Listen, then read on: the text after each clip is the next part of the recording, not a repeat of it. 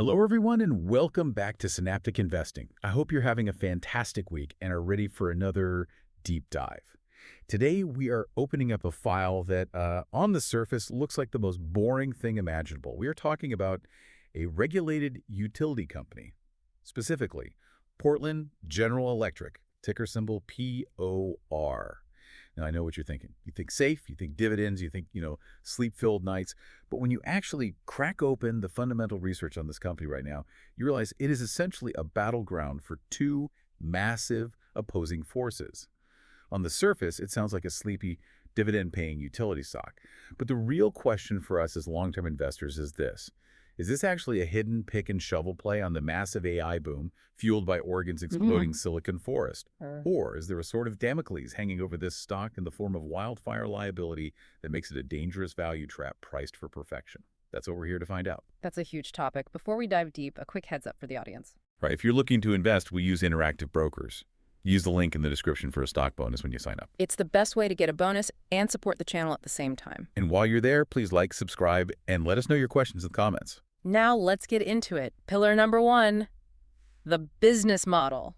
Let's start with the absolute basics, because I think 99% of investors, even really sophisticated ones who trade tech or retail, they fundamentally misunderstand the physics of how a utility actually makes money. Oh, absolutely. It's completely counterintuitive. We're all trained to look at, SaaS companies or consumer goods, where the equation is simple. You make a widget for $1, you sell it for $2, and you try to sell as many as possible while keeping your costs down.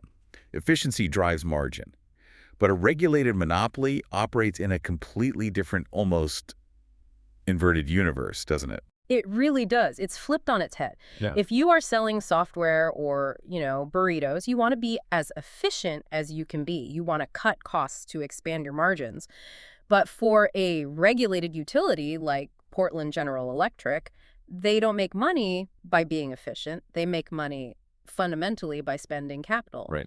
It is an asset-heavy, capital-intensive model where all the incentives are different. Okay, so this is the rate-based concept. Let's unpack the formula, because if you don't get this one equation, you just can't value the stock. Right. It's not revenue minus expenses equals profit. It's something else entirely. Exactly. The magic equation for a utility is revenue requirement equals the rate base multiplied by the authorized return on equity, or ROE, plus your operating expenses. Okay, break that down. So the rate base is basically the value of all their stuff, the net book value of the poles, the wires, the transformers, the power plants, all of it. That's their asset pile. That is their savings account, exactly. Yeah. And the government, in this case, the Oregon Public Utility Commission, or OPC, allows them to earn a specific percentage return on that pile of assets. So if I'm the CEO of POR and I want to grow my earnings per share, I don't need to find more customers or sell more electricity necessarily.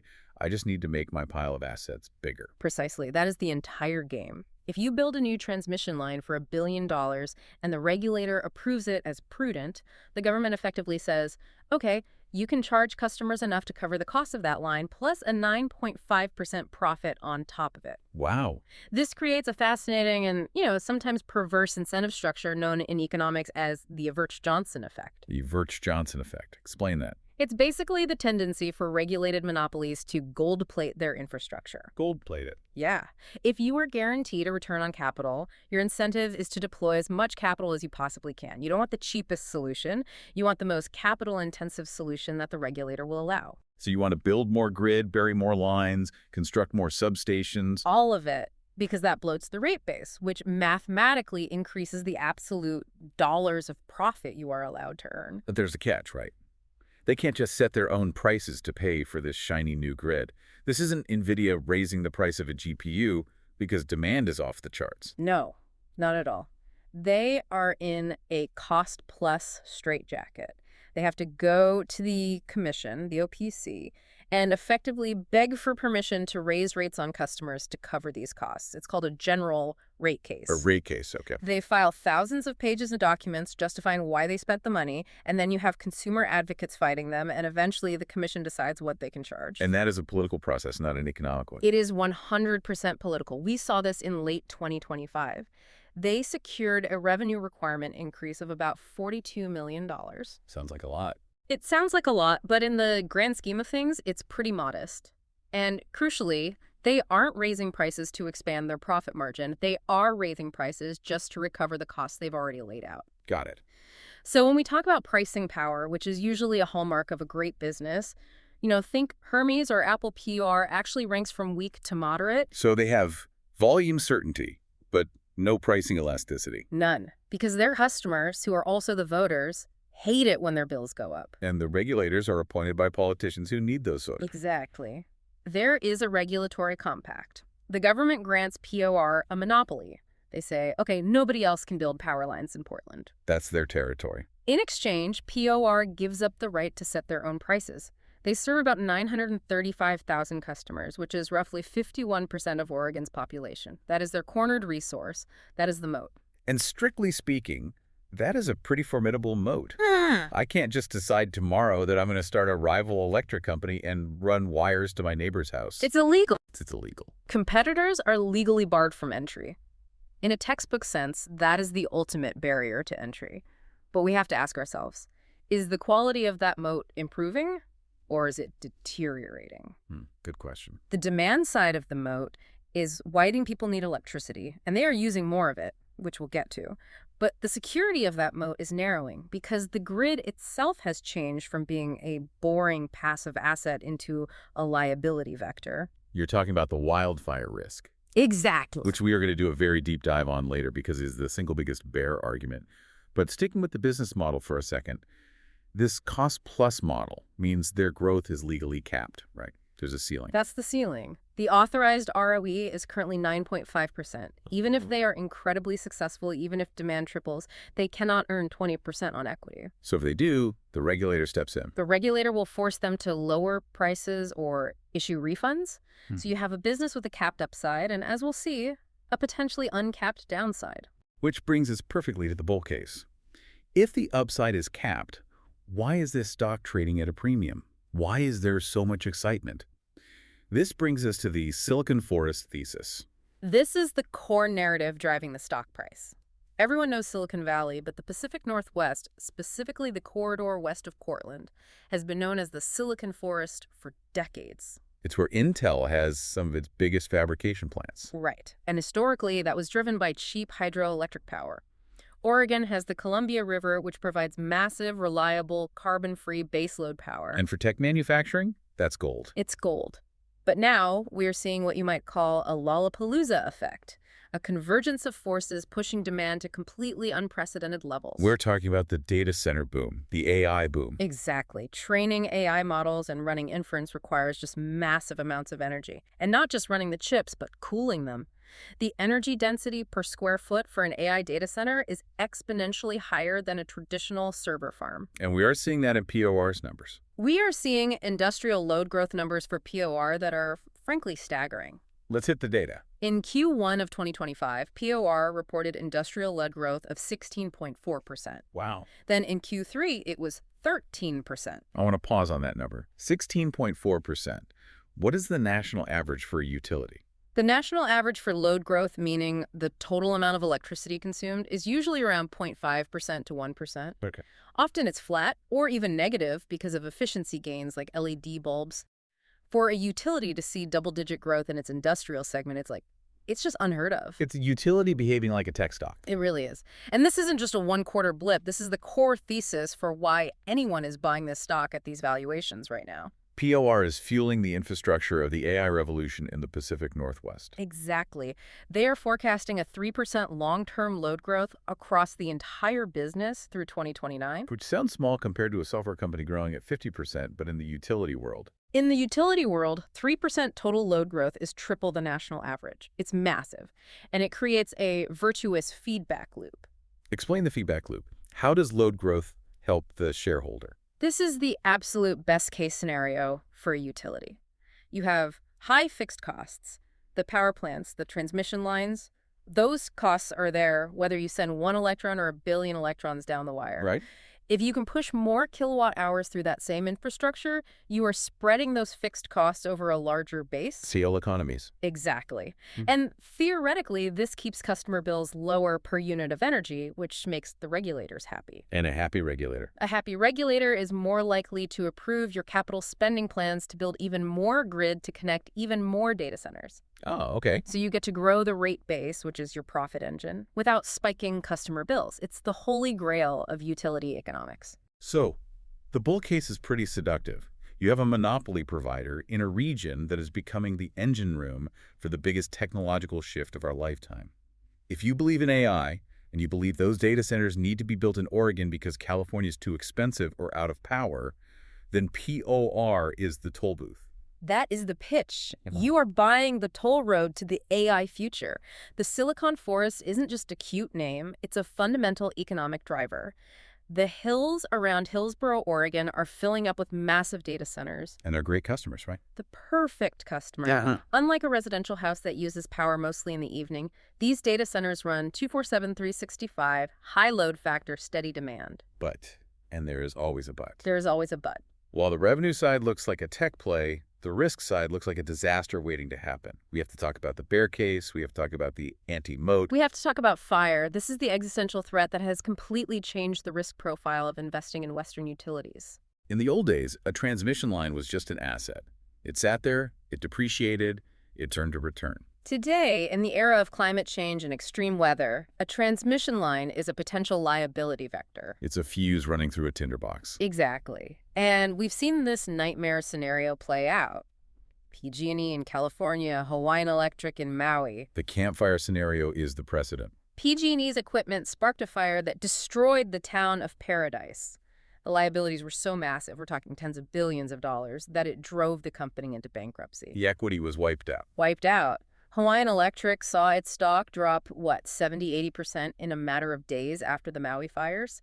The thesis here is that if a POR transmission line sparks a fire during a dry Oregon summer, the equity could be impaired by 50% to 100% overnight. And it's not just the fire itself, it's the legal context in Oregon. No. I read about inverse condemnation in the notes. That sounds like legal jargon, but it's actually the scariest concept in this entire analysis. It is the scariest two words in utility investing. Inverse condemnation.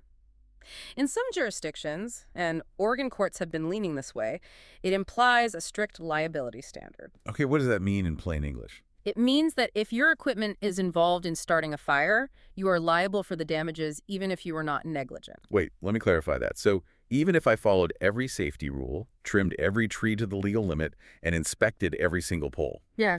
if a freak windstorm blows a perfectly healthy branch from a tree I don't even own onto my line and starts a fire, I have to pay. In a strict liability regime, yes. The legal logic is that the utility is the entity best positioned to spread the cost of that risk across society. They see the utility as a shock absorber. Right. But for a shareholder, it means you are effectively the insurer of last resort for the entire state's forest. But an insurer collects premiums to take that risk. POR just gets its 9.5% ROE. Exactly. You are taking on insurance company level catastrophic risk, but you are only getting utility level capped returns. That is a massive asymmetry. And it gets worse. Oregon courts have shown a willingness to award non-economic damages. Right. So economic damages are quantifiable. You burn down my barn, it costs $100,000 to rebuild. Non-economic damages are pain and suffering, emotional distress, loss of enjoyment. These numbers are subjective, and they can be massive. Which effectively uncaps the downside. It's completely uncapped. If a jury decides to award millions in emotional damages per plaintiff, there is no balance sheet in the world that can withstand that. This helps explain why S&P recently took action, right? Yes, S&P downgraded POR's business risk profile from excellent to strong, and they explicitly cited wildfire exposure. So the credit rating agencies are seeing this. When the credit rating agencies, who are usually the last to move and very conservative, start flagging physical climate risk as a reason to downgrade a monopoly utility, you need to pay attention. The outside view is seeing a degradation in safety. It effectively changes the investment from a safe compounding utility to a binary bet. You are betting that the forests won't burn, or that if they do, it won't be POR's fault. Or that if it is their fault, the politicians will bail them out to keep the lights on. But Do you want to bet your retirement on political will in the middle of a crisis? Not really. When voters are angry and houses are burned, that is a very shaky branch to stand on. Very shaky. So that's the existential risk. But let's look at the actual financials right now. Even without a fire, is the business healthy? We call this section financial resilience. But looking at the cash flow statement, it looks more like a cash incinerator. It is, and this is where the quality of earnings analysis is vital. If you just look at the net income on the P&L statement, it looks fine. They're profitable. They're profitable, the EPS looks steady.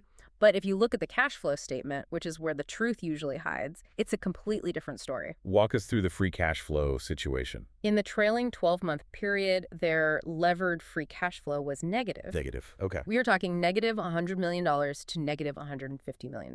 So more money is going out the door that is coming in from operations. Significantly more. And it's because of the CapEx capital expenditures. They're spending over $1.2 billion annually. But wait, didn't we say spending money is how they grow the rate base? Isn't that good? It is good for future growth, but only if they can fund it cheaply. Right now, this is forced growth. They must spend to meet that massive load demand from the data centers, and they must spend to harden the grid against wildfires, installing covered conductors, AI cameras, weather stations. I have no choice. You have no choice. This isn't discretionary spending. So they were bleeding cash to build infrastructure. How did they fill the hole? They turn to the capital markets. They act like a capital junkie. They issue debt and they issue equity. And this is what you call the dilution machine. The dilution machine. Because they are cash flow negative, they have to sell new shares of stock to pay the bills. They have these at-the-market or ATM offerings. So it's a slow drip, drip, drip of dilution. Exactly. So as an existing shareholder, my percentage ownership of the company is shrinking because they are selling pieces of the pie to fund the power lines for Amazon and Intel. That is exactly what is happening. You are being diluted to subsidize the infrastructure for big tech. And on top of that, let's talk about the dividend. The sacred dividend. $2.08 per share, that's a yield of over 4%. That's why people buy utilities. It is, and management treats it as sacred. They know that if they cut the dividend, the income investors will flee and the stock crashes.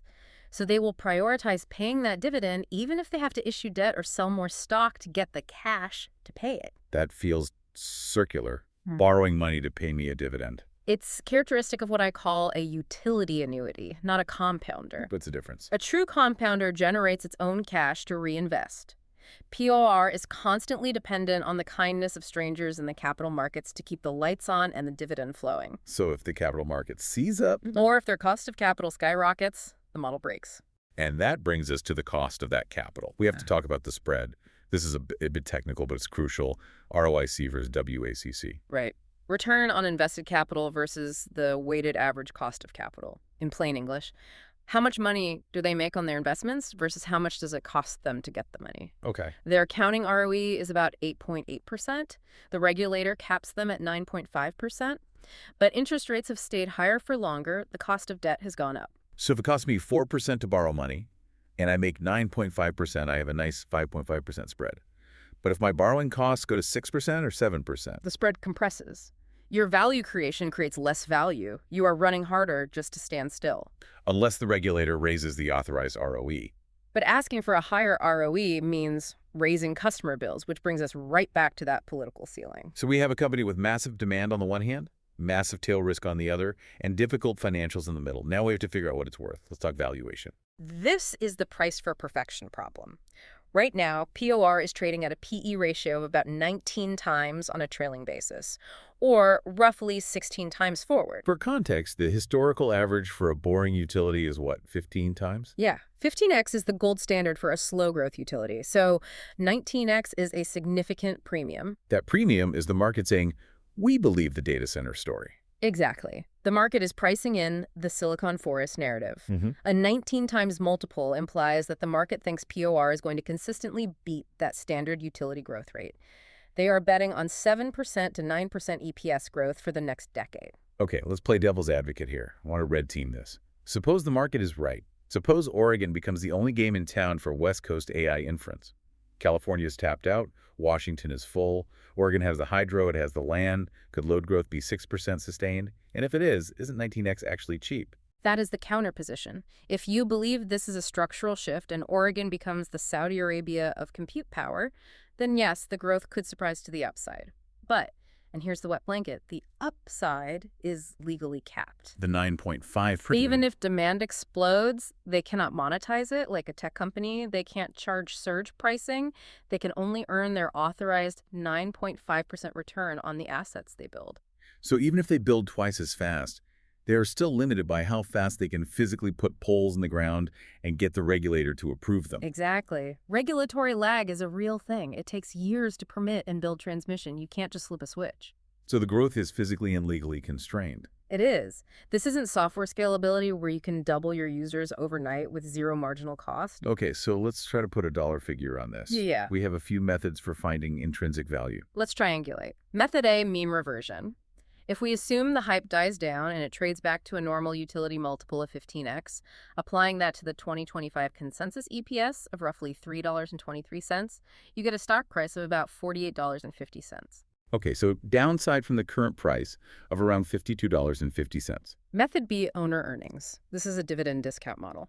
Taking the $2.08 dividend and assuming reasonable growth and cost of equity, the model suggests a fair value of around $46. So virtually every valuation method that is grounded in fundamental reality suggests the buy zone is between $42 and $46. Correct. At $52.50, there is zero margin of safety. And margin of safety are the three most important words in investing, especially when you have a wildfire risk hanging over your head. You want to buy it cheap enough that if something goes wrong, you don't get wiped out. Buying at a premium leaves you totally exposed. Precisely. If you buy at $52.50, you need everything to go right. You need the data centers to keep building, you need the regulators to be friendly, you need interest rates to drop, and you need the forests not to burn. If any one of those things fails, the multiple contracts and you lose money. So let's bring this to a verdict, the success scenario. POR navigates the green transition, rate bases billions for data center transmission, and the stock compounds at 8-9%. The failure scenario, a wildfire event, even a medium-sized one, the stock drops 50%. The dividend is cut to pay for lawsuits. The company goes through a restructuring. So what is the official Synaptic investing verdict? For me, it is a watch list.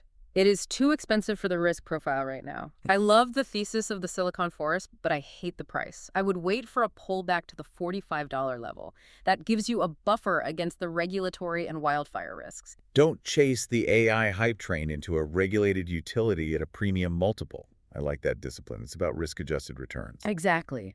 Before we sign off, leave us with a provocative thought, something for the listener to chew on. We are betting on the AI boom, right? I'd see POR as a way to play that. But ask yourself this.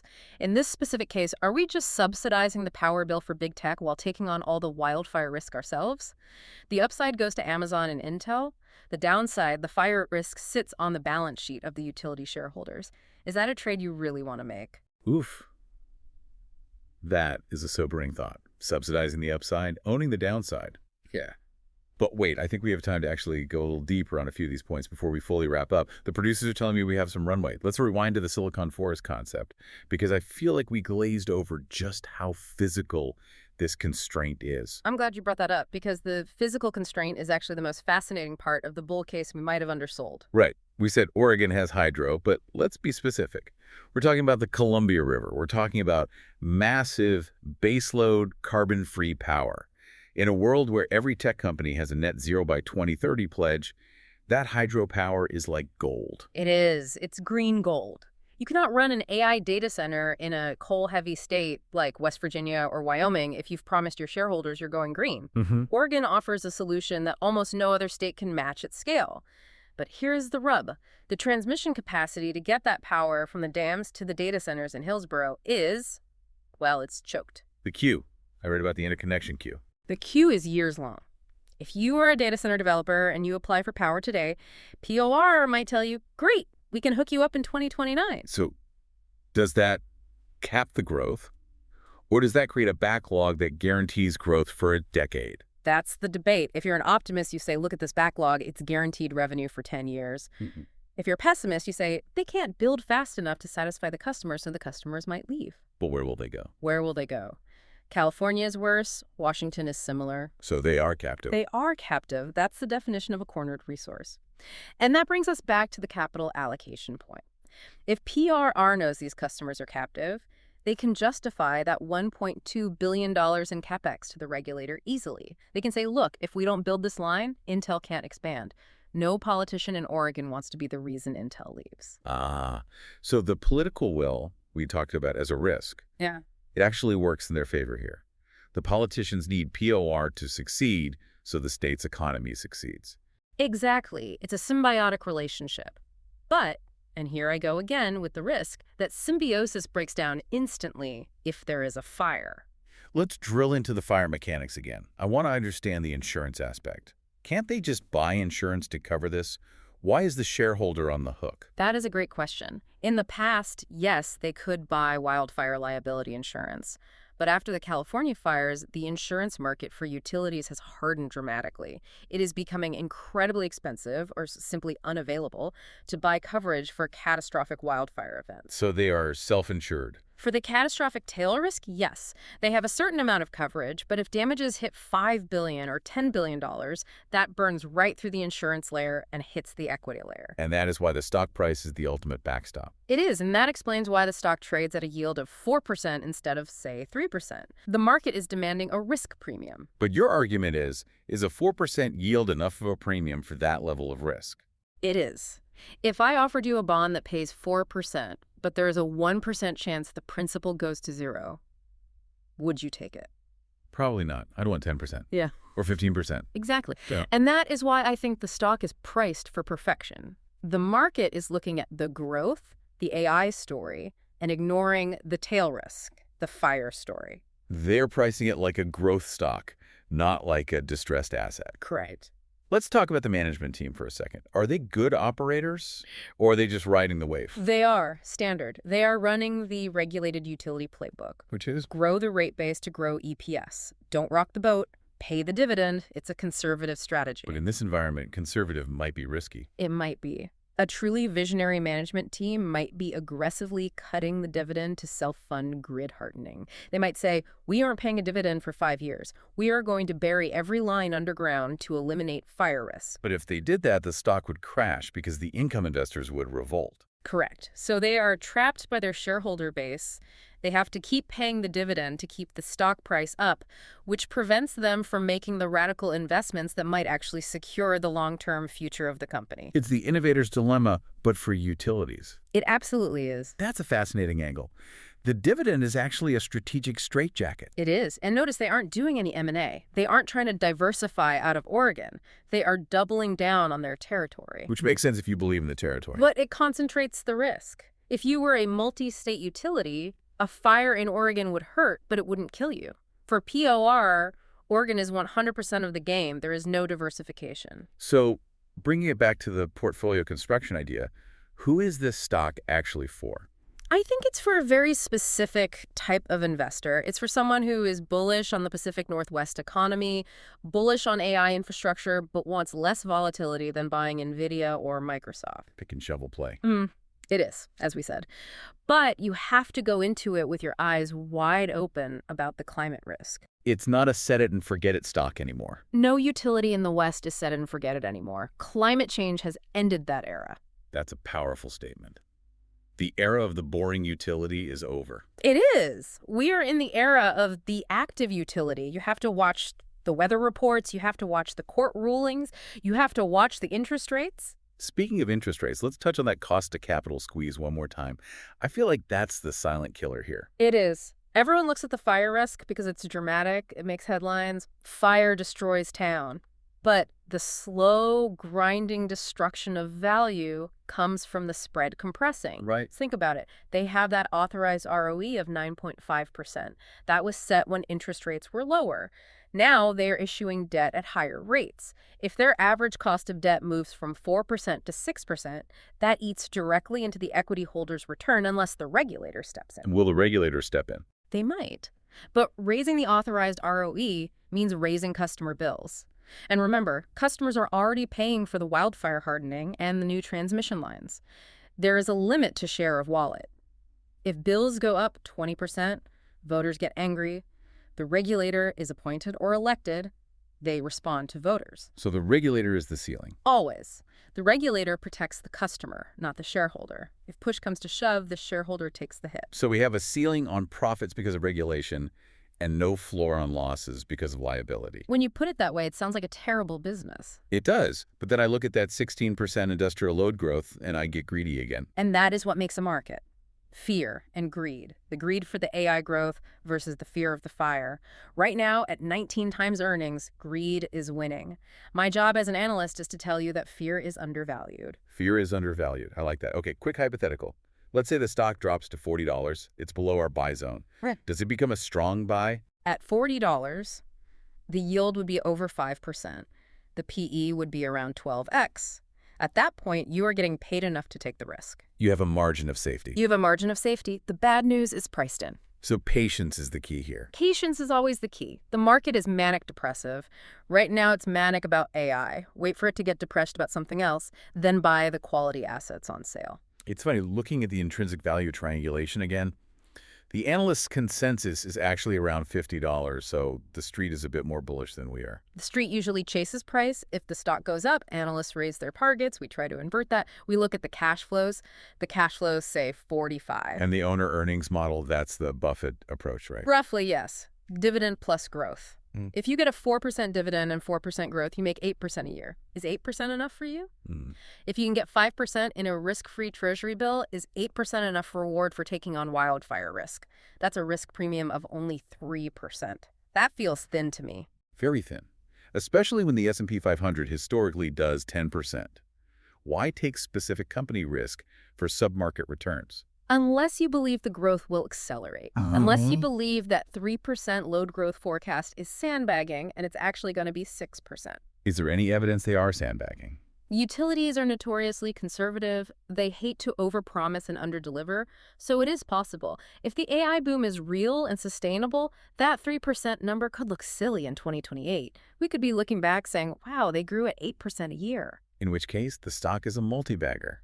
Maybe not a multi-bagger, but a solid performer. But again, you are betting on a disruption. It seems like everything comes back to that central tension, the reliable past versus the volatile future. That is the story of the entire energy transition. We are moving from a centralized, predictable grid to a decentralized, stressed, dynamic grid. POR is right at the bleeding edge of that. Bleeding edge. Good choice of words. Hopefully not bleeding cash for too much longer. We'll see. The at-the-market offering suggests the bleeding continues for a while. All right, I think we have truly squeezed the juice out of this orange now.